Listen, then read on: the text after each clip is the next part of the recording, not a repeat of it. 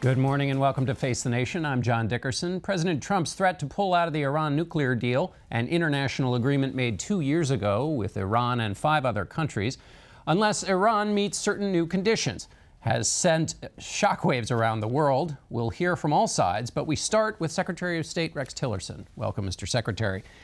First to the interview our Elizabeth Palmer did with Foreign Minister Zarif. He said that you didn't give the Iranians a heads up. Why not? Well, we had an exchange on the margins of the UN General Assembly meeting, and so I think he had a pretty good sense of where this decision the president would take would likely go. But we did speak with all the other signatories to the Joint Commission Plan of Action, the Iran nuclear agreement, to ensure that they understood exactly the decision the president was taking. But if you're trying to get Iran to change and agree to some new terms, or maybe you're not, why not talk to them? Why not? You know how these negotiations work. You want to talk to the other side. I think, the time will come when we do need to engage with Iran. We want to ensure, though, that our friends and allies and the other parties to the nuclear agreement have great clarity around the president's policy, which is far beyond just the nuclear agreement. John, this Iran policy really has 3 important elements to it, and the president outlined all of those in his speech. And I think one of the unfortunate aspects of our relations with Iran over the last several years has been defined almost entirely by this nuclear agreement, to the exclusion of so many other issues that we need to deal with Iran. So part of this conversation is to deal with the nuclear arrangement, but also deal with these broader issues that concern us. What the European allies, the other signatories to this, say is, yes, they agree with you with all those other issues, but they say you do them in 2 different parts. The way we used to do it with the Soviets, you negotiate on the nuclear, you lock in gains there, then you work on these other things. The Senate passed sanctions against Iran over the summer. So you work that other channel, but you don't jeopardize what you've got locked in on this agreement. Why are they wrong? Well, they're not wrong, and in fact, that's exactly what the president's decision, I think, reflects, is that the president has said, look, we're going to decertify under the Iranian Review Act. This is a domestic law. It is not a decertification under the nuclear agreement that involves the multilateral parties. But he is, I think, signaling to Iran and to our other partners, there are serious flaws in this agreement. Everyone acknowledges there's serious flaws. And so he would like to get the Congress to give us their sense of this issue so we have a strong voice, a strong unified voice once and for all representing the American position, which then allows us to engage with friends and allies and other signatories around how do we address these gaps and these flaws in this nuclear agreement. If Congress doesn't act, if they don't get the 60 votes, what happens? The president, does that mean the agreement's dead? Is that what the president was saying? Well, there's 3 options now that the Congress has. The Congress can do nothing, in which case everything maintains its status quo, and it'll be up to the president then to decide how does he want to motivate addressing the gaps in this issue. And as we've discussed this under the JCPOA, under the nuclear agreement, it may be that we're not able to reopen that agreement with everyone being willing to play, but it doesn't mean we cannot undertake negotiations to address the areas of concern, which are the ballistic missile program, the sunset provisions, expiry provisions, and perhaps lay a second agreement down alongside of this agreement. So you'd keep the original. I guess what I'm trying to fix on here is it sounded like at the end of his remarks, the president said a hammer is going to come down if there's no action from Congress and this first agreement is done, the U.S. is out. Is that a misunderstanding, or is that the message? No, I think the president is being very clear, not just to the Congress, but he's being very clear to Iran and to the other signatories of the agreement as well, that if we cannot see movement, if we don't see some encouragement that we're going to begin to address these, then there's no reason to stay in, and he has every intention of walking out. What message does this send to the North Koreans? You're in the middle of trying to get them to the table. If you're trying to get them to the table, they look at this. They've looked at the Libya example where Libya gave up its nuclear weapons, then Gaddafi was overthrown. Why aren't they going to think, I'm not going to engage in a deal with somebody who changes their mind? Well, I think it'd be pretty rich of the North Koreans to take that position. In fact, we had a similar agreement in place with North Koreans back in the 1990s, almost exactly like this Iranian agreement, and you can see what it's led to, where we find ourselves today.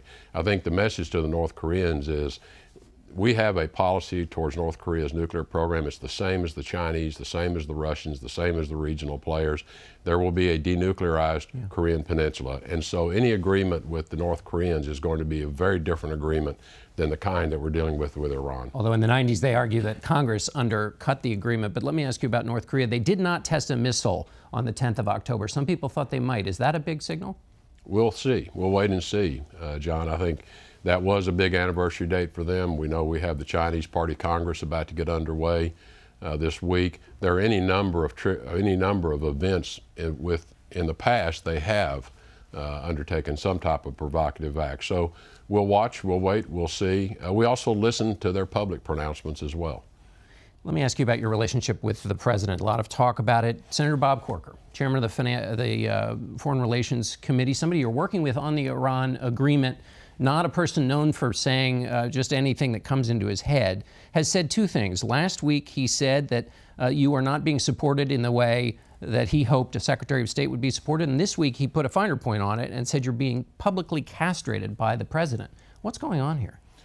Well, I think, you know, the way the president operates in terms of causing action under his foreign policy decisions, but also his domestic policy decisions, I think sometimes people are challenged to put all of that together.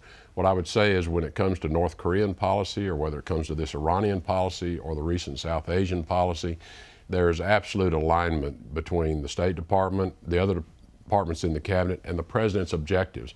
The president's a very unconventional person, as we all know, in terms of how he communicates, how he likes to create action-forcing events. And so the president often takes steps to force an action when he feels things are just not moving. But I guess what Senator Corker is saying, this action-forcing event comes at your expense. When you're trying to deal with other countries and they see you being undermined, is Corker totally off base here?